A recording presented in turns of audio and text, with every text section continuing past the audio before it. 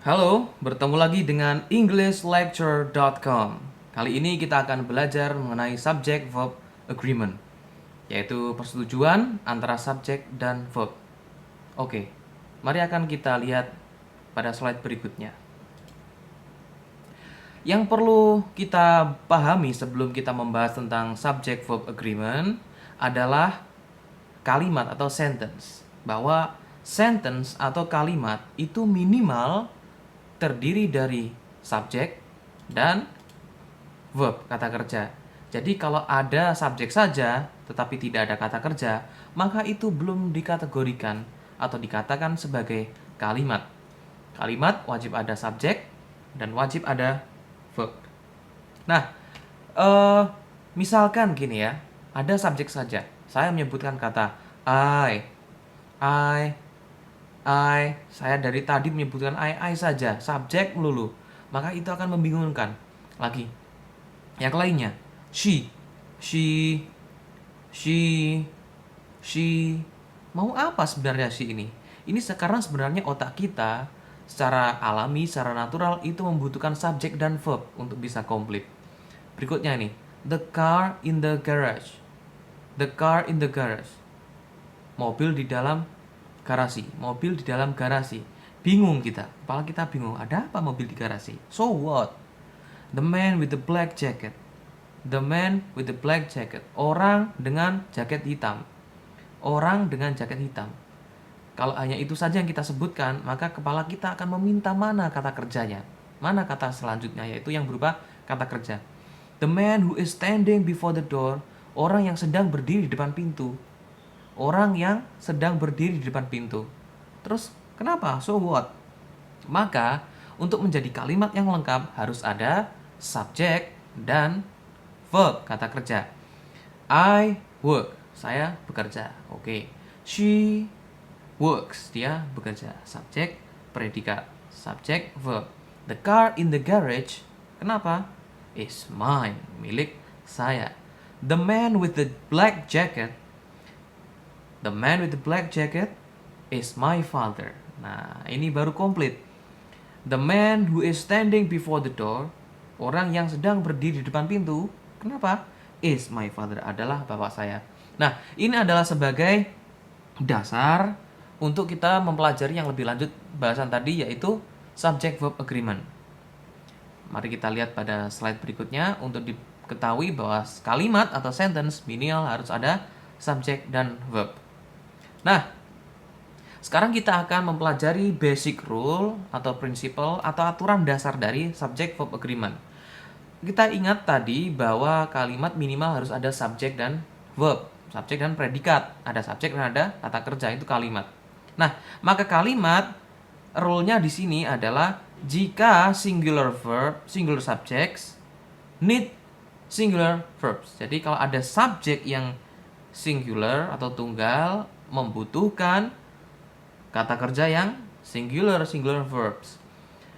Plural subjects, kata kerja jamak atau subjek jamak, bukan kata kerja banyak, jamak. Subjek jamak membutuhkan plural verbs. Jadi kalau subjeknya tunggal, berarti kata kerjanya juga tunggal. Kalau subjeknya jamak, berarti kata kerjanya jamak. Contohnya, my brother, saudara laki-laki saya. Karena my brother ini tunggal, nah kata kerjanya juga tunggal, yaitu is a nutritionist, seorang ahli gizi.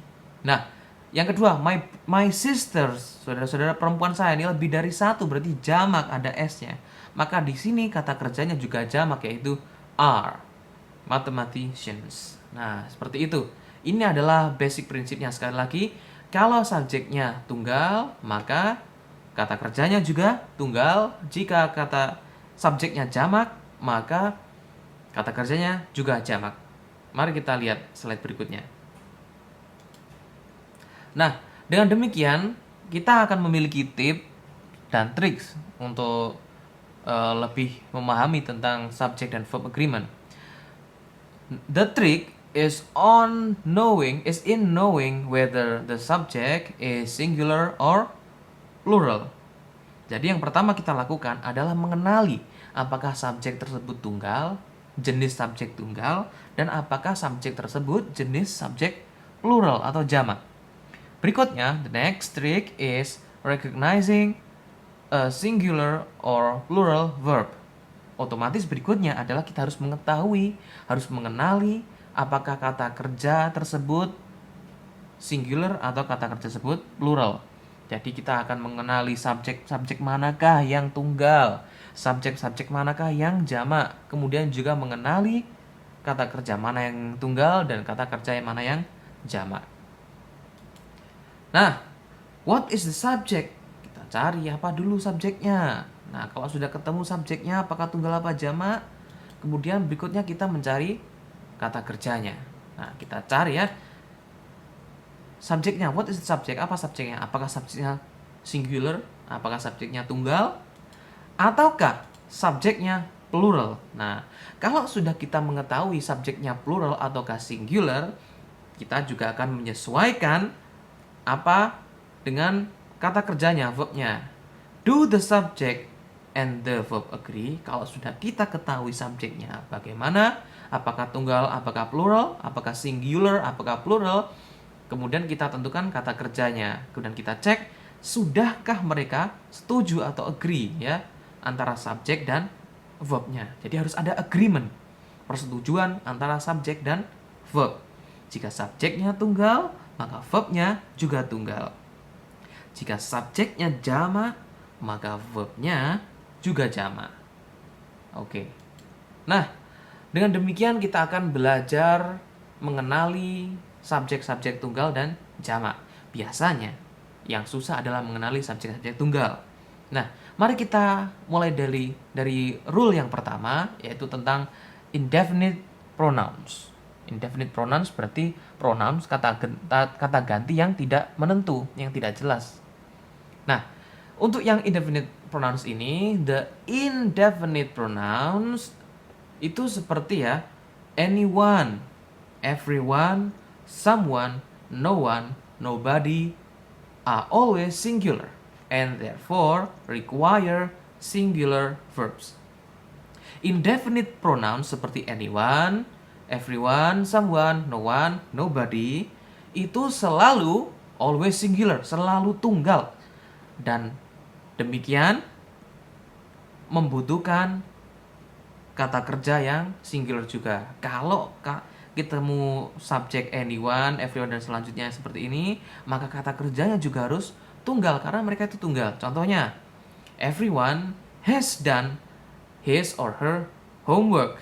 Nah, everyone ini tunggal, maka kata kerjanya has yang tunggal.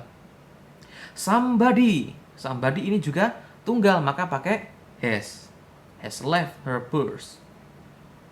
Nobody ini juga tunggal, maka kata kerjanya juga tunggal, is in the room.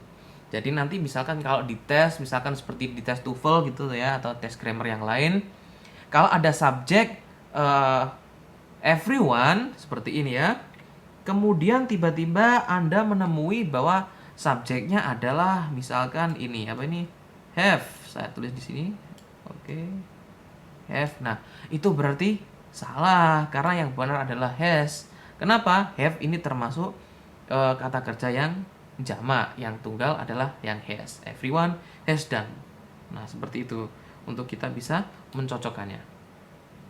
Oke, kita hapus dulu ya. Kita lanjutkan yang berikutnya. Rule pertama sudah diingat sana tadi ada indefinite pronouns.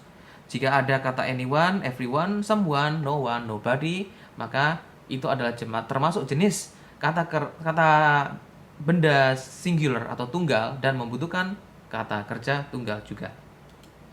Nah, ternyata ada pengecualian. Di sini saya beri exception 1 gitu ya, yaitu penggunaan kata all dan kata some.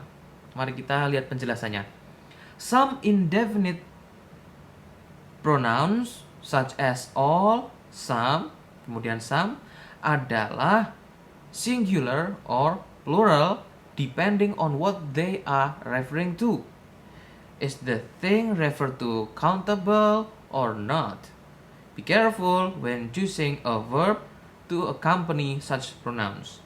Nah, Indefinite pronoun seperti all dan some ini kadang bisa tunggal, singular, kadang juga bisa jamak, tergantung pada di mana atau kemana mereka merujuknya. Apakah mereka merujuk pada benda yang countable, yang dapat dihitung, ataukah yang not, yang tidak dapat dihitung. Dan maka demikian Anda harus berhati-hati, be careful when choosing a verb. Harus berhati-hati ketika memilih pasangan kata kerjanya untuk subjek yang menggunakan all dan some. Nah, contohnya adalah some of the books are missing. Contoh kedua, some of the water is missing. Jadi kata some atau all ini jamak atau tunggalnya itu tergantung dari kata benda yang mengikutinya.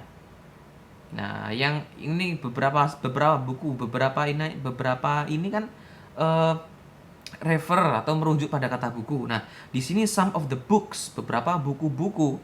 Karena di sini jamak, maka dia ikutan jamak. Kalau some of the water, water ini kan tidak bisa dihitung, uncountable. Makanya dia selalu tunggal. Perlu diingat bahwa semua kata benda yang uncountable, yang tidak dapat dihitung seperti udara, angin, air, pasir, semuanya itu selalu tunggal. Makanya di sini meskipun ada some, di sini kita menggunakan is. Nah, begitu ya. Kalau kata bendanya ini countable, maka di sini kita menggunakan jamak. Kalau uncountable yang tidak dapat dihitung, kita menggunakan tunggal. Some of the books are missing. Some of the water is gone. Seperti itu ya. Ini exception yang pertama. Exception yang kedua adalah kata none. Kata none ini, kita lihat penjelasannya, none can be singular or plural.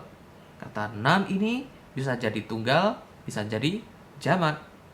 Tergantung pada noun yang mengikutinya, kata benda yang mengikutinya. Lihat ini. None of the students are in the class. None of the food is fresh. Jadi ini sepertinya hampir sama dengan penggunaan all dan some tadi mengikuti kata benda yang berada setelah kata none. None of the students jamak, perhatikan. Nah, maka di sini kita menggunakan are. None of the food is, karena food tidak bisa dihitung, maka kita menggunakan is. Oke ya.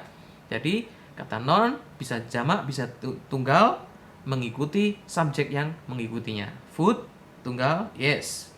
Nah, di sini semua contoh kalimat yang ada di materi ini saya beri warna untuk subjeknya warna kuning seperti ini, dan kata kerjanya adalah menggunakan warna agak kemerah-merahan ini.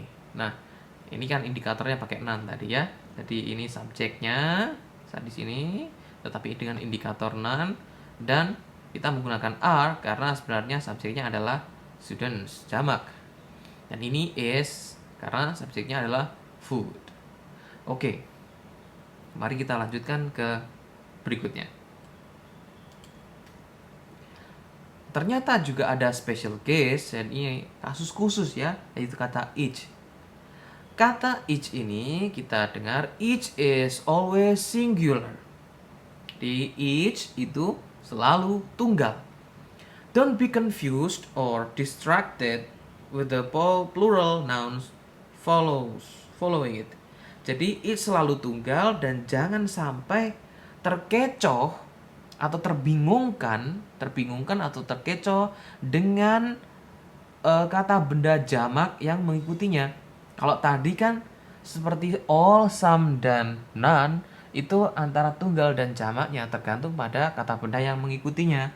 Tetapi kalau each, apapun kata benda yang mengikutinya, entah itu jamak ataukah singular ataukah tunggal, maka tetap menggunakan tunggal, selalu tunggal each. Misalkan contohnya di sini, each of the students is responsible for his or her homework. Each of the cars has different color. Nah, di sini sudah sangat jelas. Each of the cars, meskipun cars ini jamak, tapi tetap dia menggunakan has karena subjek utamanya adalah each. Ingat, each kata bendanya, subjeknya, kemudian kata kerjanya yang agak merah ini adalah has, tunggal juga. Each is, each has. Jadi tidak bisa each are, tidak bisa karena each selalu singular. Meskipun di sini kata benda yang mengikutinya adalah kata jamak students. Kita beralih ke aturan kedua, rule kedua, yaitu together with, as well as, and along with. Phrases such as together with, as well as, and along with are not the same as and. They don't add or compound the subject. Nah, frase seperti together with, as well as, dan along with ini mereka itu bukanlah tidak sama atau tidak sama dengan kata and. Dengan demikian, kata-kata tersebut tidak menambahkan atau menjumlahkan subjeknya. Kita lihat contohnya, the mayor as well as his brother is going to prison. Dan biasanya ini dibedakan dengan dipisahkan dengan koma. The mayor subjek utamanya as well as his brother, begitu juga dengan saudara laki-lakinya, banyak kan, brothers is going to prison. Jadi Anda jangan sampai terjebak dengan kata his brothers seolah-olah jamak kemudian kata kerjanya menjadi are. Itu salah. Kenapa? Karena di sini ada kata as well as yang sebagai penjembatan gitu ya, seolah-olah penjembatan, tapi sebenarnya subjek utamanya adalah the mayor. The mayor ini tunggal, maka ada kata as well as, penekanannya ini tetap kita menggunakan subjek yang tunggal yaitu is, tidak bisa are. Jangan terkecoh dengan kata his brothers. The mayor and his brothers are going to jail. Nah, ini otomatis berbeda karena and itu menambahkan compound, berarti ada dua subjek yaitu the mayor dan his brothers. Otomatis jawabannya di sini adalah subjek kata kerjanya kita menggunakan are. Berikutnya, my friends together with Rani are at school. Rani kan orang ketiga tunggal, jangan sampai kita terjebak kemudian menggunakan kata kerja is di sini.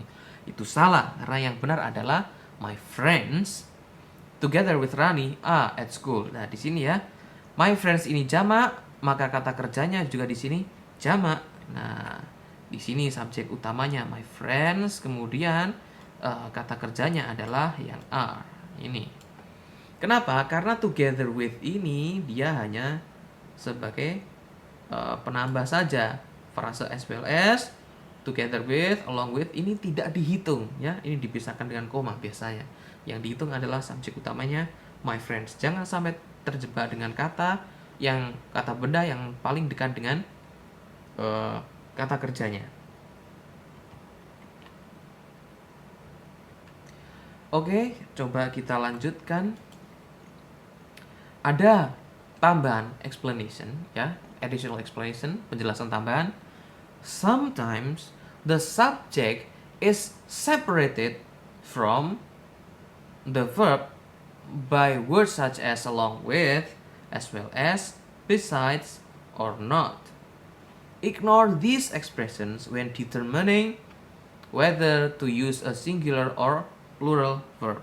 Jadi untuk menentukan nanti apakah menggunakan kata kerja yang tunggal atau kata kerja yang jamak, kita harus tidak usah memperdulikan, kita ignore saja ya, ignore, tidak usah memperdulikan kata along with, as well as, besides, or not.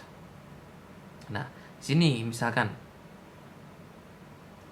the politician along with the newsman is expected shortly. Jadi the politician ini tunggal, along with the newsman. Jadi ini meskipun newsman ini jamak, man ini jamak, kalau tunggal ini pakai a, kalau jamak, kita tetap menggunakan is karena subjek utamanya adalah politician. Jadi yang ada kata along with-nya ini tidak usah dihitung.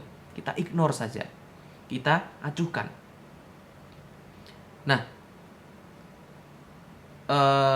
tidak usah kita pedulikan. Berikutnya adalah excitement.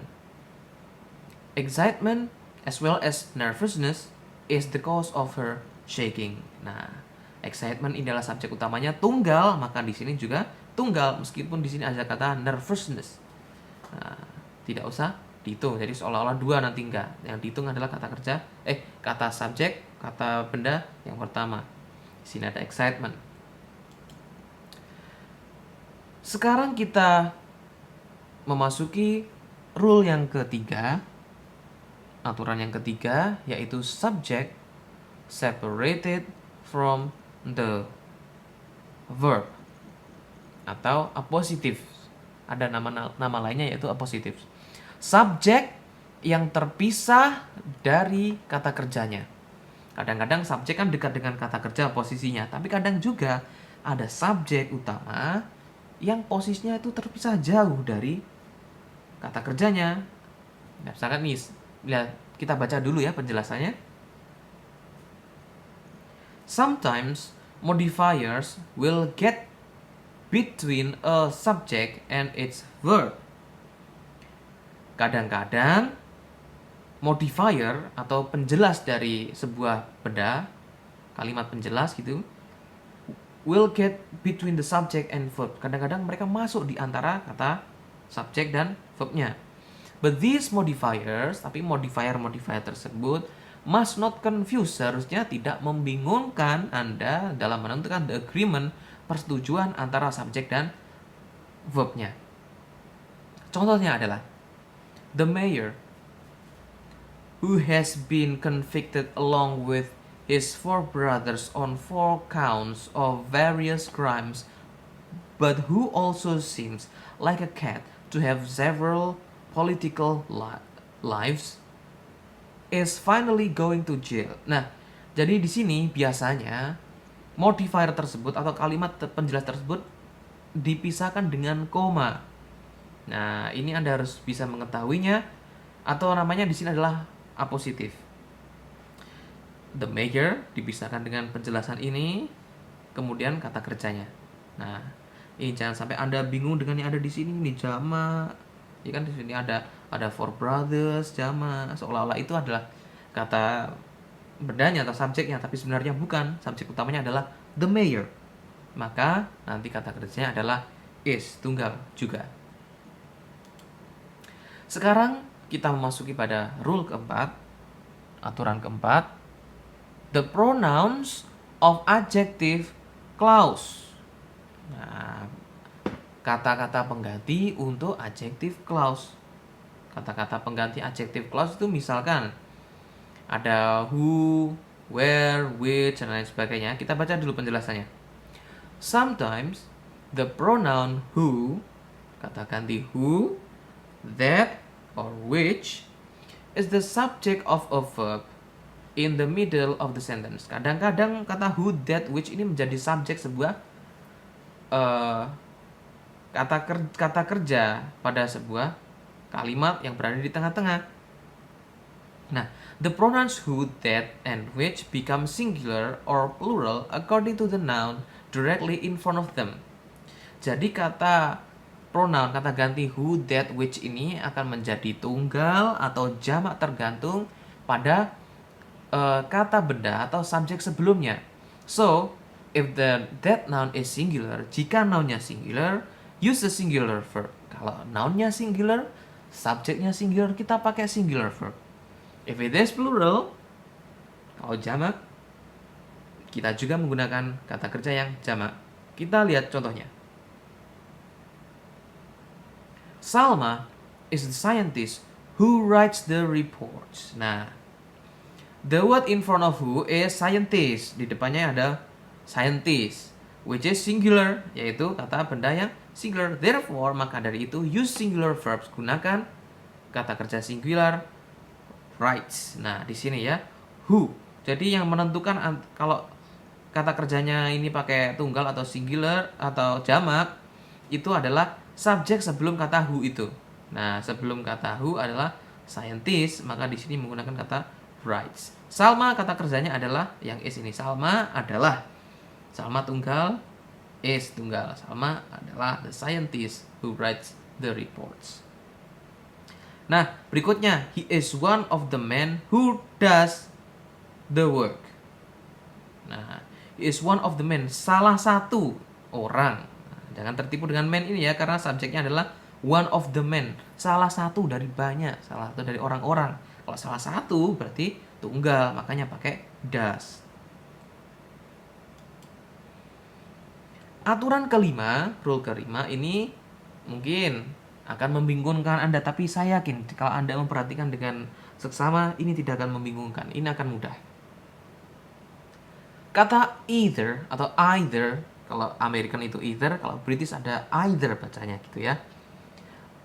Either or, kemudian neither nor, itu apakah singular, apakah jamak, plural? Kita lihat penjelasannya dulu ya.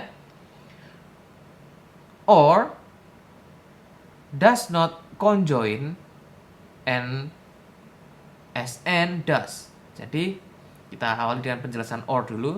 Kata or itu tidak conjoin, tidak kemudian menggabungkan seperti halnya kata and.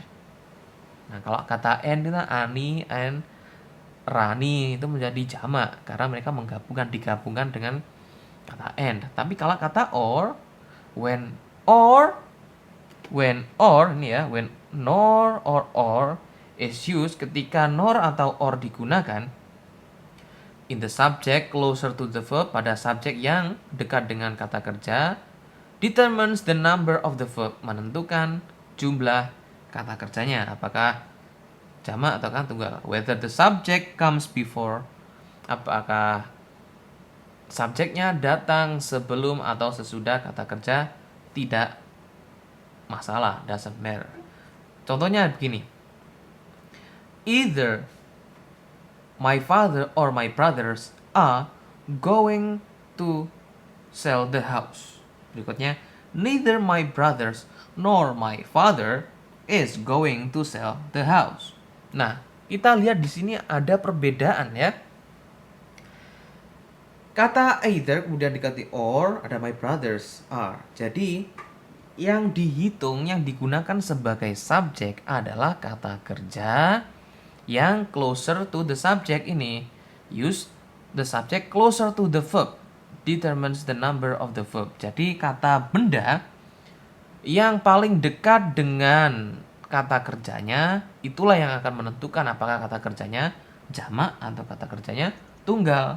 Khusus untuk yang or, either or dan neither ini ya, jadi bukan semuanya. Untuk ketika ada penggunaan either sama atau neither, kalau either kan pasangannya dengan or, ada neither pasangannya dengan nor, maka kata benda yang digunakan untuk menjadikan kata kerjanya itu tunggal atau jamak adalah setelah kata or atau nor yang mendekati, bukan itu ya, bukan masalah karena setelah nor atau setelah ornya, bukan, tetapi kata benda yang paling dekat dengan kata kerja.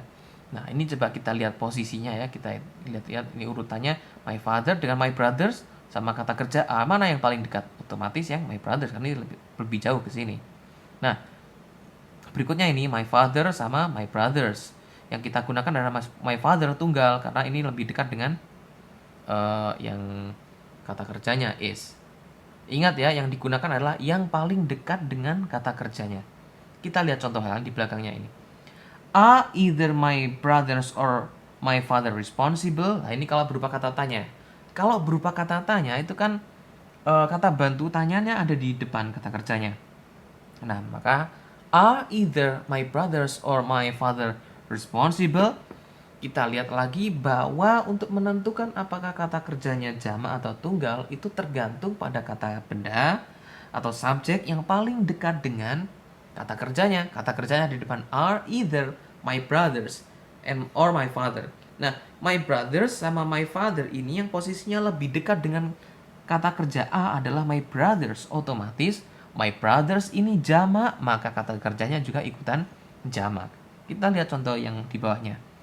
Is either my father or my brothers responsible? Mana yang paling dekat dengan kata kerja is? Yang paling dekat adalah my father tunggal, makanya di sini pakai is. My brothers posisinya lebih jauh. Oke, di sini mungkin bisa dipahami. Akan kita lanjutkan continue to either and neither. Kalau tadi kan ini fokusnya pada or atau nor ya. Sekarang mari kita fokus pada either and neither. Pronouns either and neither. The pronouns neither and either are singular and require singular verbs, even though they seem to be referring, in a sense, to two things. Nah, pronoun kata ganti neither dan either ini singular dan membutuhkan singular verb atau kata kerja yang tunggal. Mereka selalu tunggal. Kalau yang ada either or, ada gabungnya or atau neither nor, itu untuk menentukan apakah kata kerjanya jamak atau tunggal kan tergantung pada kata benda yang paling dekat dengan subjek kata kerjanya, seperti yang kita bahas tadi itu ya. Nah, kalau yang neither saja atau either saja itu mereka selalu singular. Maka apapun kata benda yang mengikutinya, entah itu jamak atau tunggal, selalu dia akan menggunakan tunggal karena neither sama either itu selalu tunggal. Contohnya, neither of the two traffic lights is working. Nah, ini traffic lights ini kan seolah-olah ini jamak kan ya. S-nya lights ini. Tapi tetap gunakan kita tunggal. Kata kerjanya tunggal is karena neither itu selalu tunggal. Either of us. Nah, us ini kita seolah-olah jamak ya, tapi jangan tertipu. Subjek utamanya adalah either. Either of us is capable of doing the job. Nah, ada lagi nih. Which shirt do you want for Christmas? Ada pertanyaan. Mana yang ingin baju mana yang ingin kamu inginkan untuk Christmas? Ya, perayaan Natal atau perayaan yang lainnya, Idul Fitri, Hari Raya Waisak dan lain sebagainya. Terserah menurut agama Anda masing-masing. Jawabannya either is fine with me. Jadi semuanya masing-masing apa saja boleh buat saya. Either is fine. Either itu selalu tunggal. Maka di sini kata kerjanya menggunakan is. Berikutnya, nah di sini ada larangannya, be careful, bukan larangan ini sebuah nasihat itu, suruh hati-hati, be careful. In informal writing, pada kegiatan menulis yang informal, neither and either sometimes take plural. Wow, hati-hati nih ya. Kata neither dan either kalau penulisannya secara informal, kalau tadi kan yang kita bahas di sini adalah sebenarnya semuanya formal, tapi ini diberitahu kalau hati-hati kalau pas konteksnya bukan formal. Take a plural verb when these pronouns are followed by a prepositional phrase beginning with of. This is particularly true of interrogative constructions. Nah, kita lihat contohnya ya. Have either of you two clowns read the assignment? Nah, di sini kadang ini kan konteksnya ini ya informal. Nah, of you. Jadi kadang-kadang kalau konteksnya informal dia menggunakan plural verb. Nah, ketika diikuti oleh preposisi pakai of. Have either of you. Nah, kalau ada of-nya ini kan nggak formal. Have either of you two clowns read the assignment? Nah, di sini either-nya diikuti oleh you two clowns, badut ya. Menggunakan kata kerja have yang tunggal karena ini ada subjek you setelah kata either yang dijembatani oleh prepositional phrase of. Berikutnya ada are either of you taking this seriously? Nah, jadi bukan is either of you. Tidak, tapi are either of you. Biasanya dia menggunakan penjembatan kata of. Nah, di sini ada you yang kita misalkan menggunakan you are bukan you is kan, seperti itu. Makanya di sini menggunakan either. Sekarang kita masuk ke aturan ke-6, yaitu rule ke-6 tentang pseudo subject there and here. Anda mungkin dulu sudah pernah belajar there is, there are, here is, here are, tapi Anda tidak tahu namanya apa. Namanya itu adalah pseudo subject. Nah, di subjek bayangan, subjek pengganti gitu ya. Subjek yang nggak real. The words there and here are never subjects. Kata there sama here itu nggak pernah jadi subjek. The real subject, subjek utamanya datang setelah kata kerjanya. Nah, kita lihat contoh di sini ya. There are two reasons plural subject for this. Jadi ini two reasons plural subject. Jadi untuk menentukan ini subjek kata kerjanya tunggal atau jamak tergantung pada kata benda yang hadir setelahnya. Kalau ada there ya. Two reasons karena ini jamak maka di sini menggunakan there are. Nah, there is no reason. No reason tidak ada alasan, tidak ada alasan. Alasan itu tunggal berarti di sini pakai is. There is no reason. Here are two tables. Nah, two tables ini two tables. Two apples. Ada dua apel. Jamak maka di sini menggunakan are. Here are. Here is the key karena the key tunggal. Oke. Di there atau here yaitu yang merupakan namanya adalah pseudo subject untuk menentukan kata kerjanya apakah tunggal ataukah singular dilihat dari kata benda atau subjek yang berada di belakangnya. Berarti there ini adalah pseudo subjeknya. Kemudian yang two reasons ini adalah the real subject, subjek yang benar, yang nyata. Oke.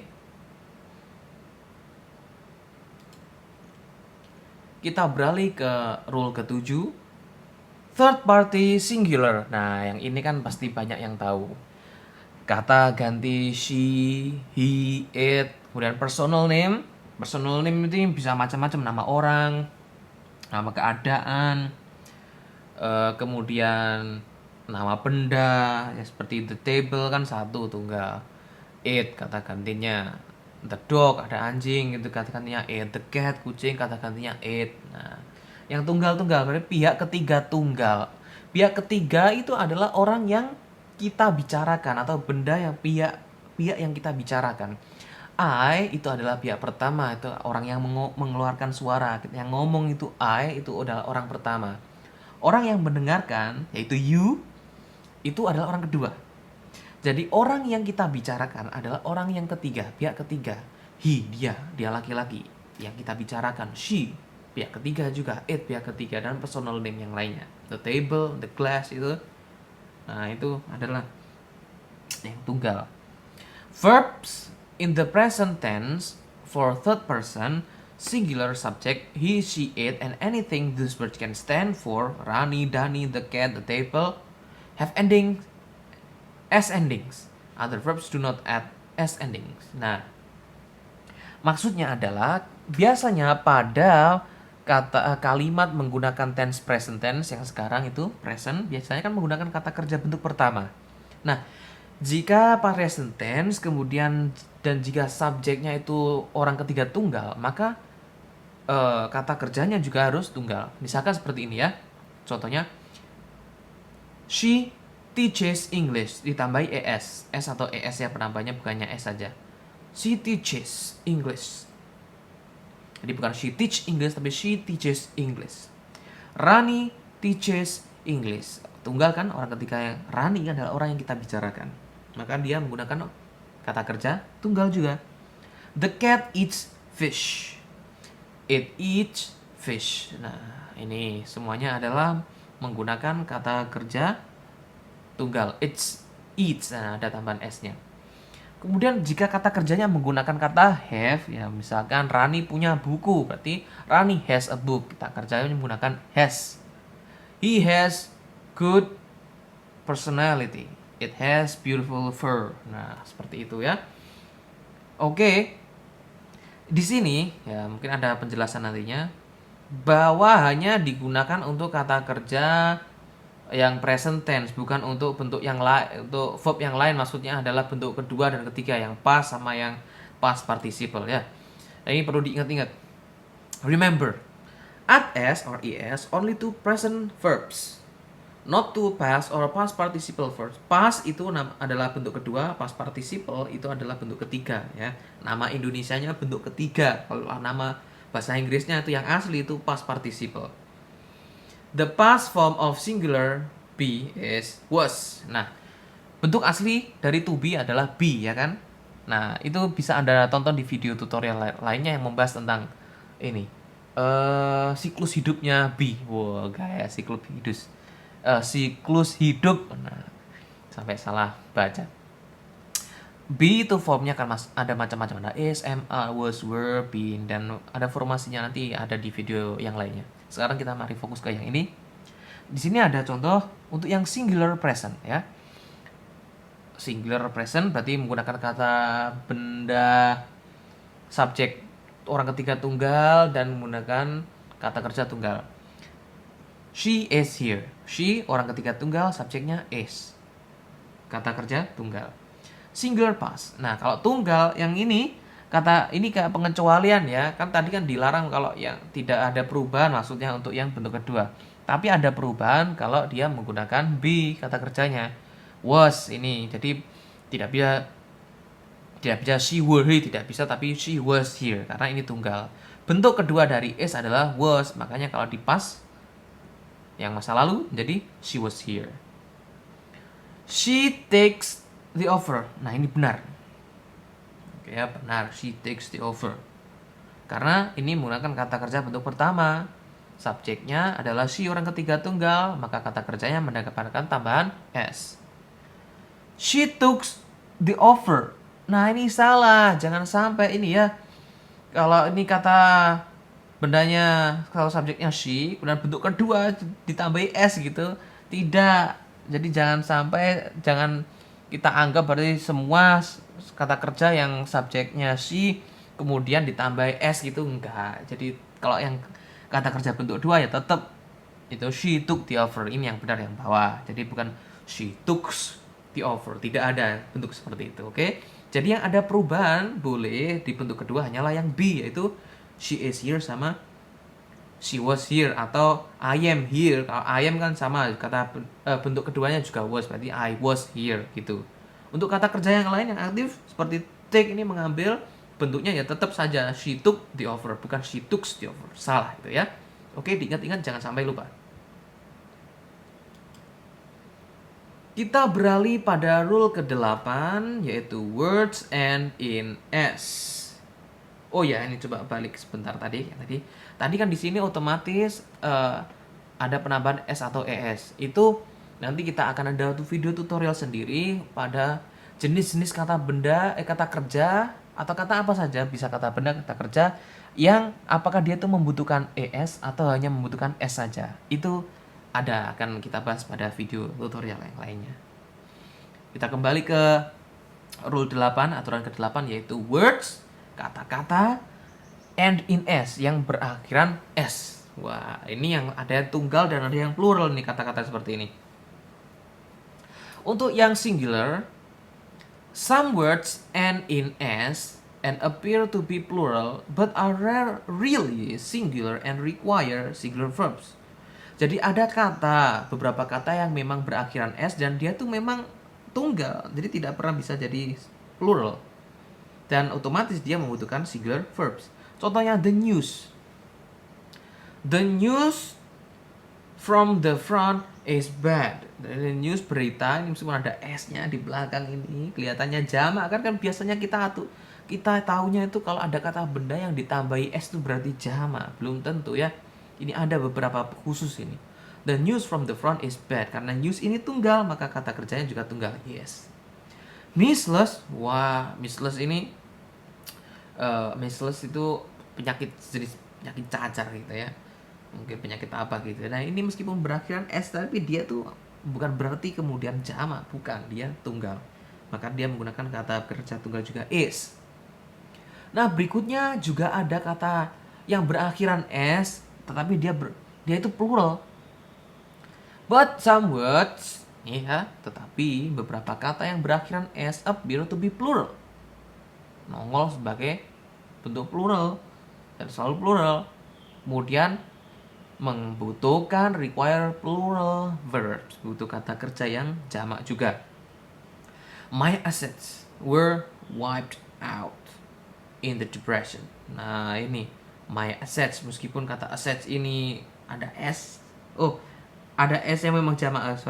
Ini tadi terbingungkan dengan ini ya. Kata assets ini selalu jamak, makanya pakai were. They have average workers earnings. Kata earnings, penghasilan ini selalu menggunakan s ya. Ada earningsnya ini, maka dia menggunakan have. Kemudian our thanks, nah, rasa terima kasih kita.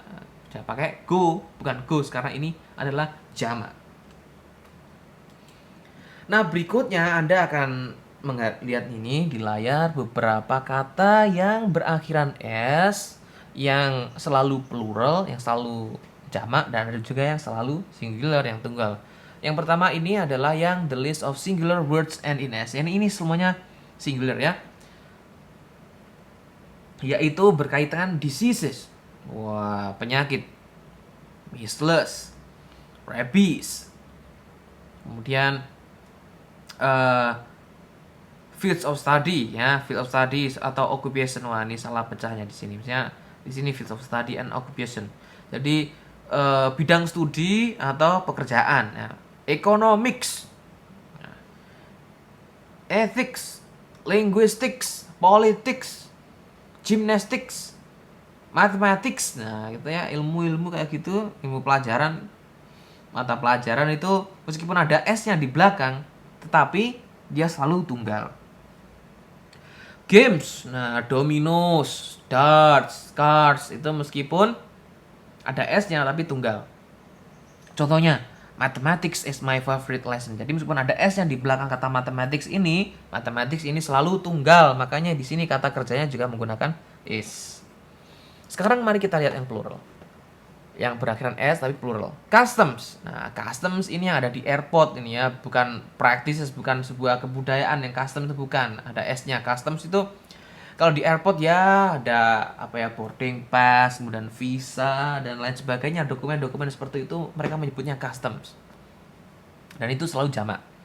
Guts. Nah, ini ya, yang perlu diketahui bedanya adalah ini kata-kata yang berakhiran S ini tetapi selalu jamak itu only with certain meanings ya, pada makna tertentu saja, bukan semuanya. Guts ini artinya adalah courage. Nah, not in intestines. Nah, guts itu kan ada di perut ini. Bukan yang guts yang itu, tapi courage. Guts yang berarti courage. Nah, do you have guts? Nah, apa kamu punya keberanian? Pakai S itu jamak. Quarters, lodgings. Kemudian clothes, garments, bukan fabriknya. Kemudian goods, good, bagus, atau ini barang, merchandise, barang-barang gitu ya. Not the opposite of bad. Jadi bukan good yang lawannya dari kata bad, jelek, itu bukan. Arms yang bermakna weapons, bukan limbs. Jadi weapons senjata gitu ya. Jadi arms yang bermakna senjata, bukan arms yang bermakna tangan kita, itu bukan. Contohnya the goods are in the warehouse. Jadi barang-barangnya berada di gudang. Jadi pakai are bukan pakai is.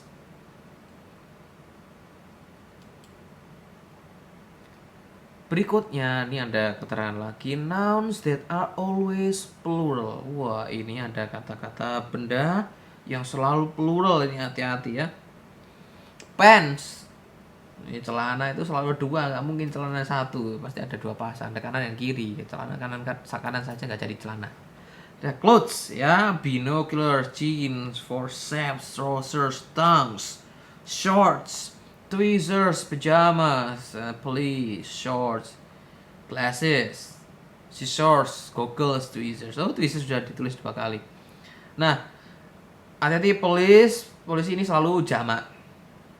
Contohnya, the scissors, gunting, are on the table. Scissors itu selalu jamak, gunting. Jadi tidak mungkin gunting itu selalu ada dua ruas, nggak mungkin dia cuma satu. Jadi kalau satu dia nggak bisa gunting ya kan, nggak bisa nyepit.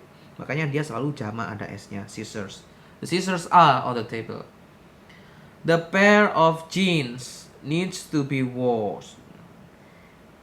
Kalau kecuali kita menggunakan gabungan the pair of jeans, kalau jeans selalu kanan kiri, tapi kalau satu pasang gitu ya, itu baru kita bisa mengatakan singular, the pair, satu pasang. Nah, makanya di sini menggunakan needs, ada s-nya, kata kerja tunggal. Nah, oke, itu pengecualian karena the of jeans-nya satu pasang. Oke.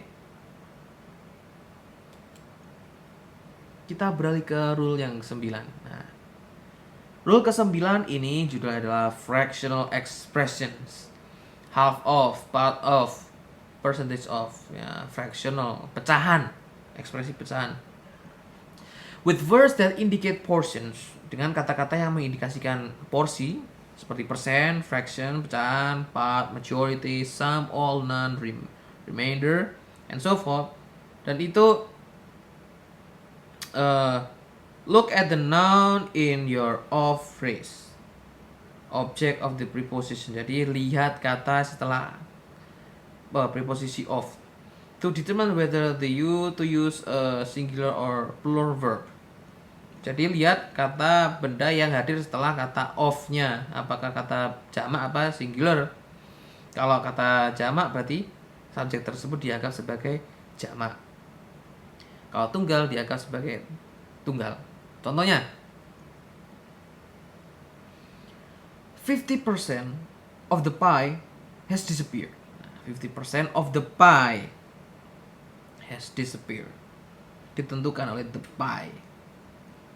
Pie is the object of the preposition of. Jadi pie ini adalah objek preposisi dari of-nya ini.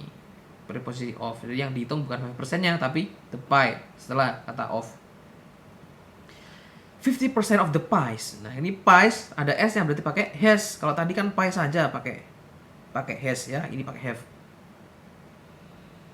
1/3 of the city is unemployed. Oh, ini salah tulisnya, ini kurang s ini. Maksudnya 1/3. Sepertiga ada s-nya di sini. 1/3 of the city is unemployed. City. 1/3 of the people. City kan tunggal is. People jamak maka pakai are. Oke, mari kita lanjutkan. Rule ke-10 yaitu negative and positive subject. Nah, ada subjek yang bermakna positif dan ada subjek yang bermakna negatif. Yang seperti apa itu ya? If your sentence compounds a positive and negative subject and one is plural, the other singular, the verb should agree with the positive subject. Nah, jadi lihat gini, kita lihat dulu contohnya supaya bisa paham dari penjelasan ini. The department members, but not the chair, have decided not to teach Valentine's Day. Nah, the department members, anggota departemen, tapi bukan the chair, para ketuanya, have decided not to teach Valentine's Day. Teach on Valentine's, sudah memutuskan untuk tidak mengajar pada hari Valentine. Nah, ini lihat, yang subjek negatif itu bukan sebagai subjek karena di sini yang diminta kan, nah ini kan ya, sentence positive and negative subject and one is plural, the other is singular. The verb to agree with the positive subject. Nah, yang digunakan adalah yang positif. The department, tapi bukan, berarti ini bukan subjeknya. Subjeknya adalah members, maka di sini menggunakan have. It is not the faculty members, but the president who decides. Mana subjeknya? The president, karena it is not the faculty members, bukan anggotanya, tetapi the president who decides. Makanya di sini pakai s ya, decides. Karena ini adalah untuk kata kerja tunggal, dikarenakan sanksinya tunggal the president. It was the speaker, not his ideas. Nah, adalah pembicaranya, bukan ide-idenya. That has provoked the students to riot. Nah, yang telah memprovokasi para siswa untuk membuat kekacauan. Nah, has ini adalah kata kerja tunggal yang kemudian sinkron dengan, nah kata kerja tunggal ya, yang sinkron dengan subjek utamanya yang digunakan itu the speaker. Jadi bukan ide-ide ya yang menjadi subjek karena ada kata not ini ya, not. Oke.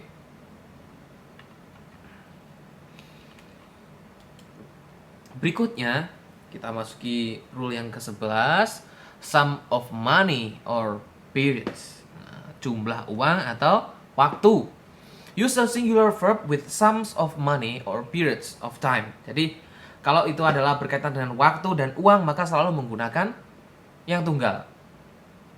The $10 is high price to pay. Jadi $10 meskipun di sini ada S-nya, tapi jangan tertipu. Ini adalah jumlah uang.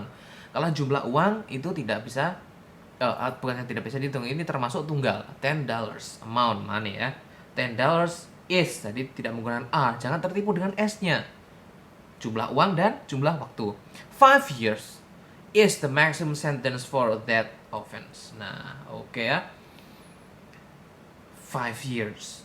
Waktu, sum of period, jumlah waktu. $10 jumlah uang. Terlalu menggunakan is meskipun di belakang di sana ada dollars, ada s-nya, years ada s-nya. Oke. Jangan tertipu jumlah sum of money or periods, jumlah uang atau jumlah waktu selalu menggunakan kata singular. Thank you. Terima kasih, tutorial ini dipersembahkan oleh EnglishLecture.com. Simak terus tutorial-tutorial berikutnya pada channel di YouTube English Lecture atau langsung kunjungi EnglishLecture.com untuk video-video tutorial yang lainnya. Sampai ketemu lagi.